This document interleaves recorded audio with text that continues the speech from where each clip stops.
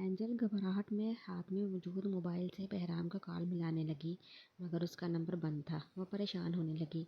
जब वह हरम के पास जाने के लिए कमरे के अंदर दाखिल हुआ तो वह सामने सोफे पर आंखें मूंदे अपने दोनों पाँवों पर ऊपर किए बैठी थी। इस वक्त उसके गर्म चादर लिपटी हुई थी। सोफे के नीचे एक अदद जोड़ी स्लीपर की भी मौजूद थी और सामने टेबल पर नाश्ता भी मौजूद था। लेकिन बहराम को महसूस हुआ जैसे इस वक्त उसे नाश्ते से ज़्यादा आराम की तलब महसूस हो रही थी, इसीलिए नाश्ता वैसे का वैसा ही रखा हुआ था। बहराम ने आहिस्ता से कमरे का दरवाज़ा बंद किया और बगैर कदमों की आवाज़ किए हरम के पास आया ताकि उसकी नींद में खलल ना पड़े। लेकिन वैसे ही बहराम की पॉकेट में रखा हुआ मोबाइल बजने लगा, जिसे बहराम ने निकाल कर जल्दी से कॉल काटी और अपना मोबाइल बंद कर दिया। लेकिन हरम जाग चुकी थी। वो सीधी होकर बैठ जाती, सामने खड़े बहराम को देखने लगी। बहराम गहरा सांस खारिज करके हरम के पास आकर बैठा। फौरन ही उसने हरम को अपने हिसार में ले लिया। मुझे लग रहा था शायद आप मेरे आंसू देखकर मुझ पर तरस खा लेंगे, मगर आपने मुझे पहचाना नहीं। बहराम, आप इतने जालिम, इतने सख्त दिल हो सकते हैं, मैं सोच भी नहीं सकती थी। जो सब आपने मेरे साथ किया वही सब आप एंजल के साथ करते। वो भी आपकी बीवी है, उसे आप यूँ जेल में छोड़ कर चले जाते। हरम बहराम के हिसार में से उसे शिकवा करती हुई बोली। बहराम अपने हाथ उसकी कमर से हटाता हुआ हरम का चेहरा ताम कर अपनी जानिब करता हुआ उससे बोला, अगर कोई औरत एक बार किसी मर्द के दिल से उतर जाए तो वो दोबारा कभी भी उस मर्द के दिल पर पहला मुकाम नहीं पा सकती। और इस वक्त जो मेरे दिल में मौजूद है, अंचल ने उसे नुकसान पहुंचाने का सोचा था। मेरी खुशी तुम्हारे साथ में है हरम। उस औरत ने खुद मुझसे बेवफाई की और अब वह तुम्हें मुझसे दूर करने का सोच रही थी। वह तुम्हारा चेहरा बिगाड़ना चाह रही थी। तुम्हारी जगह पाकर हरम बनकर वो मेरे साथ रहना चाहती थी। इन सब बातों के लिए मैं उसको कभी माफ़ नहीं करने वाला। आज तुम्हारे सामने उससे अपना रिश्ता ख़त्म करके उसे हमेशा के लिए अपनी ज़िंदगी से निकाल दूंगा। मेरे साथ घर चलो। बहराम ने संजीदगी से बोलते हुए हरम को उठाना चाहा तो हरम ने बहराम की शर्ट का एकदम पकड़ा। कल रात वो मेरे रूम में मेरी जगह आपके साथ मौजूद थी। बहराम, तो क्या आपने उसको हरम ही समझा होगा? हरम जो बहराम से पूछना चाह रही थी वो पूछ नहीं पाई, मगर बहराम समझ गया कि हरम क्या कहना चाह रही है। इसलिए वो हरम के दोनों गालों को बारी बारी चूमता हुआ उसका चेहरा देखकर अपने चेहरा पर संजीदगी तारी करता हुआ बोला, जब तुम्हें गलती से एंजल समझ बैठा तो क्या उसको हरम नहीं समझ सकता था? ज़ाहिरी बात है, मैं उसको हरम ही समझा था और वो तो खुद अपने आप को ज़ाहिर भी हरम ही कर रही थी। बहराम इस कदर सीरियस होकर बोला तो उसकी आंखों में पोशीदा शरारत हरम नहीं देख सकी, इसलिए उसके जहन में उल्टे सीधे ख्यालात गर्दिश करने लगे। क्या सोच रही हो इतना सीरियस होकर? घर वापस नहीं चलना? बहराम अपनी मुस्कुराहट छुपाता हुआ हरम से पूछने लगा। नहीं, पहले आप बताएं, जब आपने कल रात उसे हरम समझा फिर उसके बाद क्या हुआ? हरम बिल्कुल सीरियस होकर बहराम का चेहरा देखती हुई उससे पूछने लगी। हरम के चेहरे के तासुरात देखकर बहराम मुश्किल से ही अपनी आने वाली हंसी को रोक पाया। यार, होना क्या था? अब दोनों बीवियों की एक जैसी शक्ल, इसमें मेरी क्या गलती है? तुम खुद ही सोच लो। तुम्हें अपने चचा के घर से यूँ अचानक अपने पास आता देखकर खुशी में मेरा क्या रिएक्शन होता? मोबाइल पर कल रात तुमसे ही तो बात कर रहा था ना? अंदाज़ा नहीं लगाया तुमने कितना मिस कर रहा था मैं? बहराम उसके चेहरे के पल पल परेशान को हुए देखता हुआ संजीदगी से बोला। खामोश क्यों हो गए? बोलते जाए, आगे मैं सुन रही हूँ। हरम खुद से तसव्वुर करके सोचती है, अपने दिल बुरा करती बहराम से बोली, सुनकर क्या करोगी? अपना दिल ही जलाओगी। अब जो कल रात को होना था वो तो हो ही चुका, फिर उसके बाद दोबारा सुबह भी। छोड़ो ना यार, अब घर चलो अपने। बहराम हरम को अफसोस से बताता हुआ उठने लगा। हरम ने गुस्से में बहराम की शर्ट खींच कर उसे वापस सोफे पर बिठाया। रात के बाद दोबारा सुबह भी? बहराम, आप शर्म नहीं आई आपको? हरम को सोच कर गुस्सा आने लगा। वो सदमे की कैफियत में बहराम से बोली, तुम्हारे सामने कभी शर्म आई है जो उसके सामने आती? वैसे भी मैं उसको तुम ही समझ रहा था, और सुबह तो उसके सब डिमांड पर। यार मत सोचो ज़्यादा, बस घर चलो। बहराम हरम का हाथ थामता हुआ बोला, जिसे हरम ने बेदर्दी से झटका। गुस्से में बोली, सुबह उसकी डिमांड पर? बहराम, आपने मेरे मुंह से कब ऐसी डिमांड सुनी? हरम गुस्सा होने के बावजूद जगह का एहसास करते हुए तभी आवाज़ में चीखी, तो तुम भी डिमांड करके देख लो, अगर पूरी ना करूँ तो शिफा करना। और अब इस बात को भी अच्छी तरह अपने दुपट्टे से गिरा लगा लो, क्या इधर रात में तुम मुझे छोड़कर कभी भी अपने चचा जान के घर नहीं रुकोगी? देखा, 2 बार तुम्हारा चांस पहली वाली लेगी। बहराम के बोलने पर हरम ने चलकर उसे देखा तो बहराम अपनी हंसी रोकता हुआ दोबारा बोला, यार आप इतने गुस्से में मैं मत देखो मुझे। जैसे ही मुझे शक गुजरा कि वो आंचल है, वैसे ही मैं दौड़ा हुआ तुम्हारे पास चला आया। बस आप परेशान होना छोड़ो, अपने घर चलते हैं। बहराम ने बोलते हुए दोबारा हरम का हाथ पकड़ा। क्या आप बार बार घर चलने का बोलकर मेरा दिल जला रहे हैं? क्या करूँगी अब मैं आपके साथ उस घर में जाकर? नहीं जाना मुझे अब कहीं भी। उस बेडरूम में, उस बेड पर जहाँ आप मेरी बजाय उसके साथ शक गुजरा तो तुम्हारे पास दौड़ा चला आया। 2 बार उसके करीब जाकर आखिरकार शक हो ही गया तो फिर यहाँ आने की क्या ज़रूरत थी? आप इसी को रखें अपने अपने पास और रोज़ रोज़ उसकी डिमांड पूरी करें। बोलते हुए हरम को रोना आने लगा। बेशक बहराम वो भी बहराम की बीवी थी। बहराम का उससे जायज़ ताल्लुक था, मगर इस वक्त हरम के दिल पर क्या गुजर रही थी ये बहराम नहीं जान सकता था। अगर उसको अपने साथ रखूँगा तो फिर तुम कहाँ रहोगी? बहराम हरम को जब्त से सुर्ख चेहरा देखकर संजीदगी से सोचने लगा। हरम का हाथ अभी भी बहराम के गिरफ्त में था, जिसे वह छोड़ने के लिए तैयार नहीं था, और हरम उसे छुड़वाने की कोशिश कर रही थी। रुकैया से कहकर मुझे भूरी के लॉकर में बंद करवा दे, भूरी के साथ रह लूँगी मैं। बोलते हुए हरम की आंखों से अश्क रवां होने लगे। जब्त ने जवाब दिया तो उसने बुरी तरह रोना शुरू कर दिया। हरम प्लीज़ यार, क्या हो गया है तुम्हें? बहराम जब भी तक उसकी जली कटी बातों को इंजॉय कर रहा था, हरम को रोता हुआ देखकर उसका हाथ छोड़ता हुआ हरम को दोबारा अपने हिसार में ले चुका था। आप कैसे उसके साथ वो सब कर सकते हैं बहराम? एक पल के लिए आपको एहसास नहीं हुआ आप कितने करीब मौजूद वो आपकी हरम का नहीं? आखिर कैसे महसूस नहीं किया आपने कि वो मैं नहीं थी? क्यों नहीं पहचान पाए आप उसे? बहराम के हिसार में हरम होती हुई सिसक पड़ी। बहराम ने चाकू से अलग करते हुए हरम का चेहरा थाम कर अपने चेहरे के करीब किया। यहाँ मेरी आंखों में गौर से देखो हरम, न कल रात को कुछ हुआ था, ना ही आज सुबह ऐसा कुछ हुआ। मैं सिर्फ और सिर्फ अपने लिए तुम्हारी मोहब्बत और शिद्दत जांचना चाह रहा था, जब भी तुमसे इस तरह बोलने लगा। लेकिन ये जो तुम आंसू बहाने लगी हो ना, ये नहीं देख सकता मैं तुम्हारी आंखों में। जो कुछ मैं दिल समझ कर मैं तुम्हारे साथ कर चुका हूँ, उससे भी ज़्यादा तकलीफ दे रहे हैं ये आंसू मुझे। प्लीज़ इन्हें साफ कर लो। तुम्हें लगता है ना बेरहम हूँ मैं, मगर बेवफा नहीं। बहराम ने हरम से बोलते हुए अपनी जेब से डायमंड की रिंग निकालकर उसको पहना दी, क्योंकि वो ही उस अंगूठी की असल मालिक थी। डायमंड रिंग अपने हाथ की उंगली में वापस देकर हरम खुश होगी। ये अंगूठी उसके लिए मायने रखती थी, क्योंकि ये बहराम की तरफ से दिया गया उसके लिए पहला तोहफा था। आप सच कह रहे हैं ना बहराम? हरम बहराम को देखते हुए पूछने लगी, लेकिन अंदर से उसका दिल गवाही दे रहा था बहराम उसे बिल्कुल सच कह रहा था। हमारी शादी के पहले दिन से आज तक मैंने तुमसे झूठ नहीं बोला हरम, लेकिन अगर तुम चाहती हो तो मैं तुम्हें अभी एक नींद दिला देता हूँ। बहराम ने बोलते हुए हरम की गोद के गिर्द अपने बाजुओं से सितार बनाकर पूरे इस्तेहकाक से अपने होंठों से उसके होंठों को छुआ तो हरम पीछे हटते हुए खुद में सिमटने लगी। ने बहराम की हरकत ने उसे अपने गिर्द लिपटी हुई शाल का मजीद अपने गिर्द लपेट लिया। बहराम उसका शर्माया हुआ रूप देखकर शुक्र अदा करने लगा। एक बाकिरदार लड़की उसकी बीवी है। आपको भी ख्याल नहीं रहता कहीं भी शुरू हो जाते हैं। यह हमारा घर नहीं है। बहराम की नज़रों किताब न लाते हुए हरम उसे शिकवा करते हुए बोली, जब भी तो बार बार घर चलने का तुमसे बोल रहा हूँ, तुम समझ ही नहीं रही। बहराम अब की बार शरारत से बोला, जिस पर हरम ने आंखें फैलाकर उसको घूरा तो बहराम मुस्कुराता हुआ खड़ा हो गया। उसके साथ हरम भी घर जाने के लिए उठ खड़ी हुई। तुम लोग यहाँ क्या कर रहे हो? सब खैरियत है? बहराम हरम को लेकर अपने अपार्टमेंट की तरफ निकल रहा था, तब उसे इंस्पेक्टर बहराम के साथ इंस्पेक्टर शिमल और नदीम भी अपनी तरफ आते दिखाई दिए। बहराम हरम को लेकर अपने अपार्टमेंट की तरफ निकल रहा था, तब उसे इंस्पेक्टर बहराम के साथ इंस्पेक्टर शिमल इंस्पेक्टर वासिफ अपनी तरफ आते हुए दिखाई दिए। बहराम को गाड़ी में बैठने का इशारा करता हुआ इंस्पेक्टर मेहरान से बोला, जो इसी की तरह इन दोनों के साथ सिविल ड्रेस में मौजूद था, सर शायद आपका मोबाइल आपके पास मौजूद नहीं था, इसलिए आप जान नहीं पाए कि आपके पीछे आपके फ्लैट में क्या हुआ है। इंस्पेक्टर मेहरान के बोलते ही बहराम अपना मोबाइल पॉकेट से निकाल कर ऑन करने लगा, मगर इससे पहले इंस्पेक्टर मेहरान उसे तमाम तर वाक़या सुना चुका था, जिसे सुनकर बहराम का गुस्से से बुरा हाल हो गया। याकूब नियाज़ी की इतनी हिम्मत कि उसके आदमी उसके फ्लैट में दाखिल होकर उसकी बीवी को उठा लेते। पिस्तौल दो मुझे। बहराम गुस्से से इंस्पेक्टर मेहरान से बोला, सर मैंने शिमल और वासिफ ने फैसला किया है, हम तीनों भी आपके साथ याकूब नियाज़ी के घर जाएंगे। इंस्पेक्टर मेहरान बहराम का अपने साथ बाकी दोनों के इरादे से बिगा करता हुआ बोला, जिस पर बहराम ने उसकी बात फ़ौरन रद्द कर दी। ये मेरी अपनी लड़ाई है, मैं अच्छी तरह मुकाबला करना चाहता हूँ। बहराम के बोलने पर इंस्पेक्टर शिमल उससे बोला, सर ये आपके अकेले की लड़ाई नहीं है, यह उस इंसान की लड़ाई है जो अपने जिस्म पर पुलिस की वर्दी पहनता है। अजय अगर याकूब नियाज़ी को हम सब ने मिलकर उसकी गिरी हुई हरकत का जवाब नहीं दिया तो कल को कोई दूसरा याकूब नियाज़ी बनकर हमारे घर की इज्जत उछालेगा। हम मुस्तकबिल में अपनी बहन बेटियों की इज्जत को बचाने की खातिर यह कदम उठाने का फैसला किया है।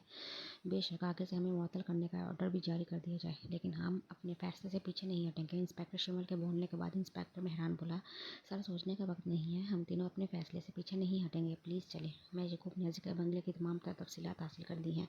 उसने इंस्पेक्टर मेहरान को कहते सुना। मैं खुद चल रही हूँ, छोड़ो मेरा हाथ। एंजल ज़ोर से खालिद का हाथ झटकती हुई बोली, जो उसे यकूब नियाज़ी के कमरे में ले जा रहा था। एंजल समझ चुकी थी कि बहराम के फ्लैट में घुसकर उसे उठाने की गिरी हुई हरकत यकूब नियाज़ी के अलावा कोई दूसरा नहीं कर सकता था। शराब के हुक्म से ले आए एसीपी की बीवी को दोबारा। उस दिन तो बड़ी डरी हुई थी, आज बड़ी निडर बनी हुई है। यकूब नियाज़ी का वफादार एंजल को उसके कमरे में लाता हुआ बोला तो यकूब नियाज़ी सर से पाँव तक एंजल का जायज़ा लेने लगा।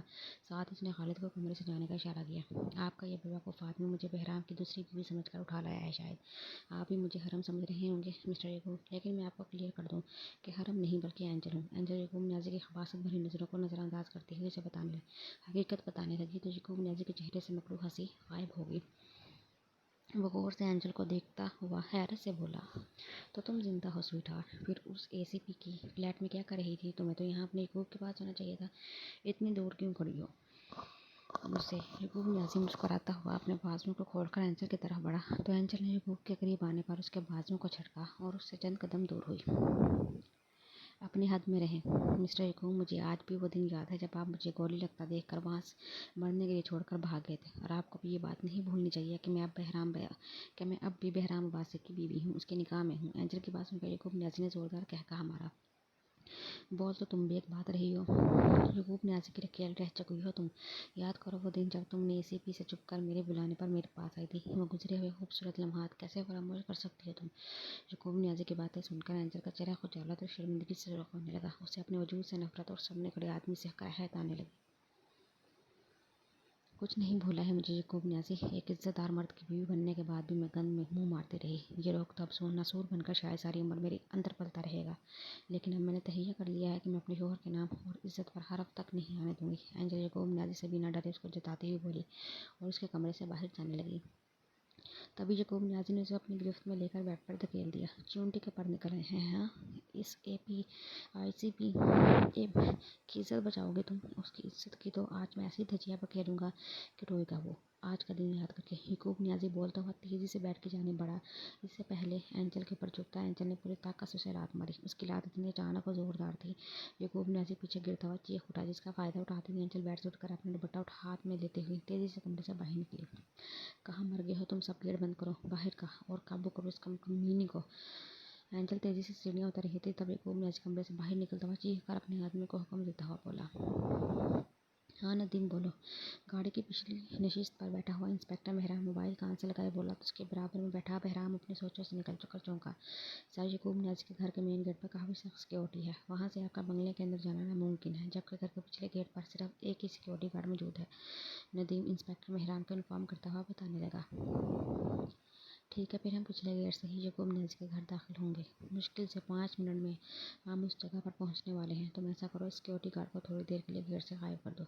इंस्पेक्टर मेहरान नदीम को ऑर्डर देता हुआ राब्ता मुनक़िता कर चुका था, जबकि इंस्पेक्टर शिमल ने मेहरान की बात सुनकर गाड़ी पिछली तरफ मोड़ ली। बहराम सवालिया नज़रों से इंस्पेक्टर मेहरान को देखने लगा। तभी इंस्पेक्टर बहराम को देखने बताने लगा, नदीम से कहकर यकूब नियाज़ी के घर के आसपास की सारी इन्फॉर्मेशन ली है, हमें घर की पिछली तरफ से अंदर जाना होगा। इंस्पेक्टर मेहरान बहराम को बताने लगा, जिस पर उसने इस बात में सर हिलाया। यहाँ इन लोगों के साथ आने से पहले बहराम ने हरम को अफान के घर पहुँचा दिया था। जब तक अपने फ्लैट में वो जाकर खुद जायज़ा नहीं ले लेता, हरम को वहाँ भेजने का रिस्क नहीं ले सकता था। सूरत हाल ऐसी थी कि वो हरम को उसके चचा के घर भेजने का भी रिस्क नहीं ले सकता था। यकूब नियाज़ी की हरकत जानने के बाद अफान ने मीडिया के जरिए इस खबरों को नशर करने का बोला था, मगर बहराम ने फिलहाल उसे ऐसा करने से सख्ती से मना कर दिया था। पिस्तौल से निकली हुई गोली शिमल के बाजू पर लगी तो वह जख्मी होकर नीचे ज़मीन पर गिर पड़ा। वह तीनों अलर्ट होने के बावजूद शिमल की तरफ मुतवज्जा हुए। उनको चारों तरफ से यकूब नियाज़ी के आदमी ने घेर लिया। इन सब के हाथों में असलहा मौजूद था। मेहरान वासिर से उनके हथियार लेकर यकूब नियाज़ी के आदमी शिमल समेत इन तीनों को यकूब नियाज़ी के पास घर के अंदर ले आए। आओ एसीपी आओ, मुझे अच्छी तरह अंदाज़ा था जैसे ही तुम्हें मेरे कारनामे की खबर होगी तुम दनाते हुए यहाँ पहुँच जाओगे, इसलिए तुम्हारे शानदार इस्तकबाल की पहले से ही मैंने तैयारी कर रखी थी। इन चारों को यकूब नियाज़ी के आदमियों ने अभी भी घेरा हुआ था। यकूब नियाज़ी सीढ़ियों से उतरता बहराम को देखकर बोला, अपने ही घर में तो कुत्ता भी अपने आप को शेर समझने की गलती करता है यकूब नियाज़ी, लेकिन आज का दिन तुम हमेशा याद रखने वाले हो। मैं तुम्हारे ही घर में तुम्हारे ही आदमियों के सामने तुम्हारी हालत गली के कुत्ते से भी बदतर करके जाऊँगा। बहराम गुस्से में यकूब नियाज़ी को देखता हुआ बोला तो यकूब नियाज़ी बहराम की बात पर कहका मारकर हंसने लगा। कौन किसके आदमियों के सामने किसकी हालत कुत्ते जैसी करता है, ये तो तुम्हें अभी और इसी वक्त मालूम हो जाएगा। खालिद, ज़रा एसीपी साहब की बीवी को तो यहाँ लेकर आओ। यकूब नियाज़ी बहराम को बोलने के साथ ही अपने ख़ास मुलाजिम को भी हुक्म देता हुआ बोला, जिस पर बहराम ने गुस्से में यकूब नियाज़ी की तरफ बढ़ने की कोशिश की, मगर यकूब नियाज़ी के आदमी उसे पकड़ चुके थे।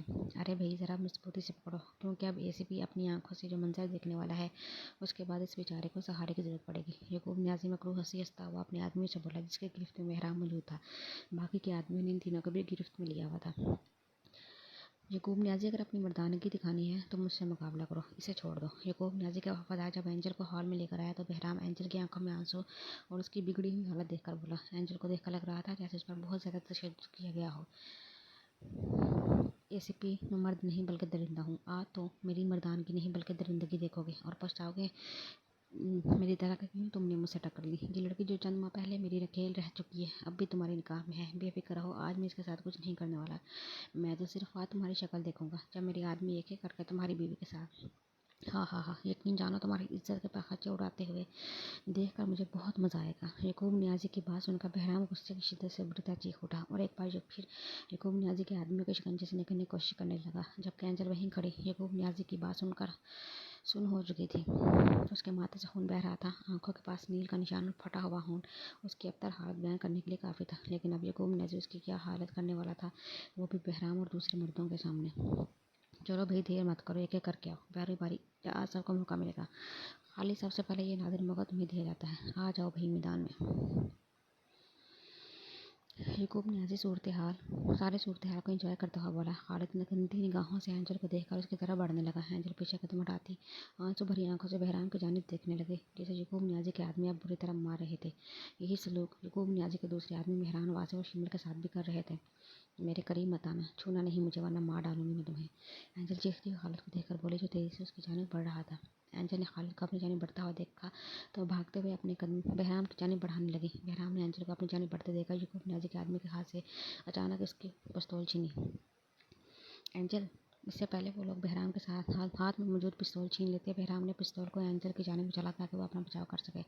खबरदार, आगे नहीं बढ़ना एक भी कदम मेरी तरफ। एंजल कांपते हुए हाथों में पिस्तौल थामकर पिस्तौल का रुख खालिद की तरफ करते हुए बोली। 1 मिनट के लिए पूरे हॉल में गहरा सकूत छा गया। यकूब नियाज़ी के आदमी बहराम और इन तीनों को दोबारा अपनी गिरफ्त में ले चुके थे।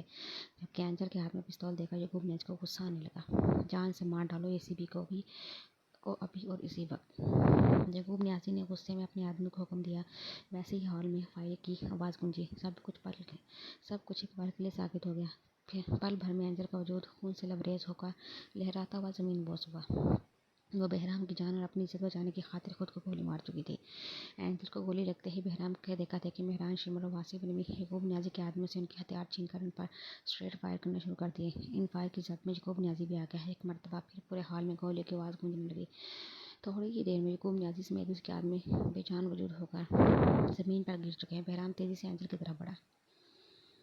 ये क्या कर दिया तुमने अपने साथ? मैंने तुम्हारी तरफ पिस्तौल इसलिए उछाली थी ताकि तुम अपनी जान की हिफाजत कर सको। बहराम एंजल के जख्मी वजूद को ज़रा सा उठाकर उसके शाने के गिर्द अपनी बाजू दराज करता हुआ बोला। तो एंजल ने बंद आंखें खोलकर बहराम का चेहरा देखा। आज अपनी जान से पहले अपनी इज्जत की हिफाजत करना ज़रूरी हो गया था। अगर ऐसा नहीं करती तो तुम ज़िंदगी भर शर्मिंदगी से सर नहीं उठा सकते थे। देखो, आज मैंने तुम्हें दुनिया के सामने शर्मिंदा होने से बचा लिया। एंजल तकलीफ की शिद्दत से तड़पती हुई बोली। पेट पर लगने वाली गोली से उसका खून तेजी से बह रहा था। बहराम एंजल की बात सुनकर पल के लिए बिल्कुल खामोश हो गया। फिर आहिस्ते से बोला, कुछ नहीं होगा तुम्हें, तुम हौसला मत हारना, हम अभी हॉस्पिटल पहुंच जाएंगे थोड़ी देर में। बहराम एंजल को हिम्मत दिलाता हुआ बोला। इंस्पेक्टर मेहरान मोबाइल पर इमरजेंसी में एम्बुलेंस को बुलाने के लिए कॉल कर रहा था, जबकि शिमल खुद जख्मी ज़्यादा होने की वजह से बेहोश हो चुका था। वासिफ की तवज्जो शिमल की तरफ थी। शायद तब तक मेरी सांसें मेरा साथ नहीं दे सकेंगी।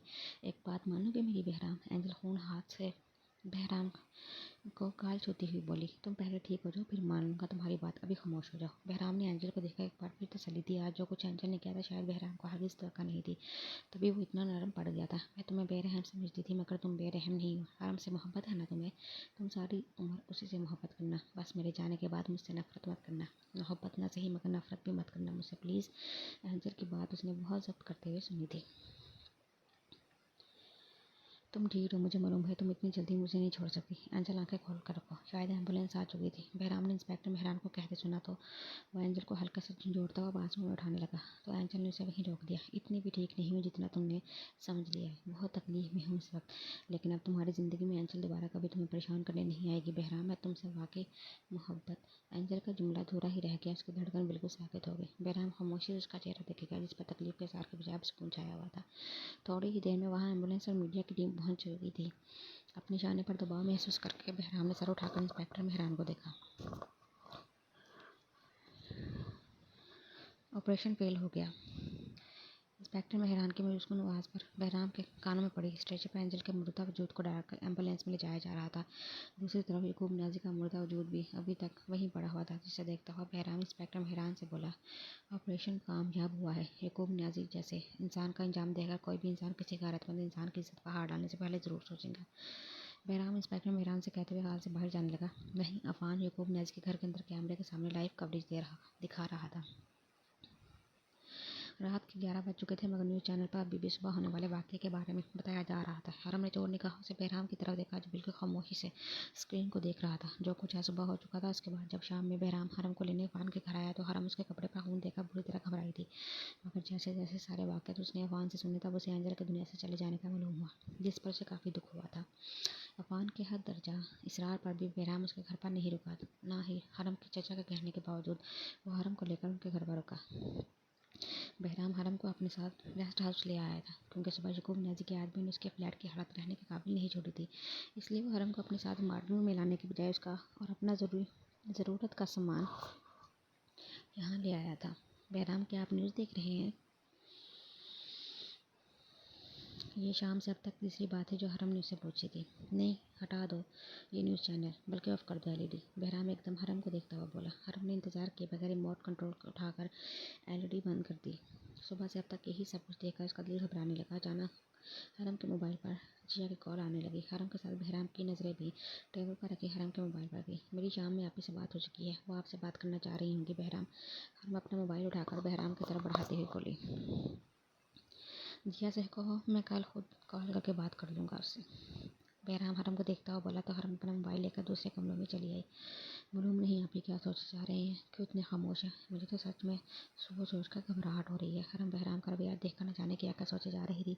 जिया से शेयर करते हुए बोली, अपनी तरफ से किसी बात का सवाल नहीं करना चाहिए हरम, और अगर वो खामोश है तो तुम बात करो उससे, बीवी हो उसकी, जाकर पूछो उससे क्या बात है। जिया हरम को समझाती ही बोली। थोड़ी देर बाद जिया से बात करने के बाद हरम दोबारा कमरे में आई तो बहराम अभी भी उसी पोजीशन में बिल्कुल खामोश बैठा था। कहीं एंजल के जाने का कुछ ज़्यादा ही सदमा तो नहीं ले लिया इन्होंने? नहीं नहीं, मुझे इस तरह नहीं सोचना चाहिए। आप सही कह रही हैं, मुझे बात करनी चाहिए बहराम से। हरम कदम उठाते ही बहराम के पास जाकर खड़ी होगी। उसने बहराम की तरफ अपना हाथ बढ़ाया, जिसे बहराम ने बेख्याली में देखने लगा। फिर कुछ सोचकर उसने हरम के हाथ पर अपना हाथ रखा। बहराम हरम को अपने उठाती इससे पहले बहराम ने हरम को अपनी जानिब खींचा तो हरम उसके ऊपर आ गिरी। बोलो, क्या कहना चाह रही हो मुझे? बहराम हरम का परेशान चेहरा देखकर उसे अपने घर में बिठाता हुआ बोला। आप शाम से ऐसे ही बैठे हैं बहराम? हरम फिक्रमंद लहजे में बहराम को एहसास दिलाते हुए बोली। जानती हो ना तुम आज क्या हुआ? बहराम हरम को देखता हुआ बोला। हरम ने इस वक्त भी सुबह वाले कश्मीरी शॉल अपने गिर्द लपेटी हुई थी, मगर उस शॉल के नीचे कपड़े एंजल के नहीं थे, वो उसने शाम में ही तब्दील कर लिए थे। हाँ जानती हूँ बहराम, मगर प्लीज़ आप। हरम बोलते बोलते रुकी। उसे लगा शायद वो एंजल को सोच रहा था। अगर वो कुछ बोलते वो बहराम मुरा बांध जाता था। एंजल भी तो बहराम की बीवी थी, जो आज उसको छोड़कर चली गई थी। अब वो हमारी ज़िंदगी में कभी भी वापस लौट कर नहीं आएगी हरम। आज उसे अपने हाथों से कब्र में उतार कर आ रहा हूँ मैं। बहराम चेहरे पर संजीदा तासुरात लिए हरम से बोलने लगा, तो हरम सांस रोके से खामोशी से देखने लगी। उसके दुनिया से चले जाने से आप उदास हैं बहराम? ये सवाल पूछते हुए हरम को उदासी ने घेर लिया। तुम्हें क्यों लग रहा है कि मैं उदास हूँ? बहराम अपने बिल्कुल करीब हरम का चेहरा देखकर उससे पूछने लगा। उसके चेहरे पर परेशानी के साथ फिक्रमंदी थी। क्यों आप बिल्कुल खामोश हो गए हैं? हरम बहराम को देखती हुई बोली। तुम जानना चाहती हो कि मैं क्यों खामोश हूँ? मेरी चुप के पीछे क्या वजह है? बहराम हरम को देखते हुए से पूछने लगा तो हरम ने जल्दी से नफ़ी में सर हिला दिया। अगर आप इसके मुताल्लिक कोई एतराफ़ करना चाहते हैं तो मुझे अपनी खामोशी की वजह मत बताइएगा। बहराम, मैं बहुत कमज़ोर दिल की लड़की हूँ, हरम रूहानी लहजे में बोले। वैसे भी शौहर को बीवी की कदर उसके जाने के बाद आती है, ऐसा हरम ने सुन रखा था। कहीं उसके शौहर के साथ भी तो ऐसा कुछ नहीं हुआ था? या वो उसके सामने एंजल से मोहब्बत का एतराज़ तो नहीं करेगा? ये सोचकर हरम का दिल रोने लगा, मगर हरम के मुंह से ऐसी बात सुनकर बहराम मुस्कुरा दिया। अच्छा, तो तुम्हें लग रहा है मैं तुम्हारे सामने अपनी पहली बीवी से मोहब्बत का इतराफ़ करूँगा? मोहब्बत एक बार की जाती है जो मैं तुमसे कर चुका हूँ। इस वक्त उदासी पर परेशान मत हो, इस बात का यकीन रखो मैं सिर्फ तुम्हारा ही हूँ। बहराम ने हरम के गिर्द अपने बाजुओं को माइल करते हुए उसे यकीन दिलाया तो हरम ने इत्मीनान से बहराम के शाने पर अपना सर रख दिया। बहराम, मैं आज आपके सामने अपनी मोहब्बत का इतराफ़ करना चाहती हूँ। आपको शायद अंदाज़ा ना हो, बहुत ज़्यादा मोहब्बत करती हूँ आपसे। जाते जाते एंजल अपनी मोहब्बत का इकरार उसके सामने नहीं कर पाई थी। वक्त उसे इजाज़त नहीं दी थी, मगर आज हरम ने उसके सामने अपनी मोहब्बत का इतराफ़ कर लिया था। जिसके बाद वो बहराम के शाने से अपना सर उठाकर उसे देखने लगी। बहराम ने उसके इतराफ़ पर हरम का चेहरा थाम कर उसकी पेशानी पर मोहब्बत भरा लम्स अपने होंठों से शब्द किया तो हरम ने इत्मीनान से आंखें बंद करके दोबारा अपना सर बहराम के शाने पर रख दिया। वो समझ गई थी यह वक्ती उदासी है जो कल तक गायब हो जाएगी। बहराम का सर सुकून हरम में था जो उसे बाहों में लिए इस वक्त भी महसूस कर रहा था।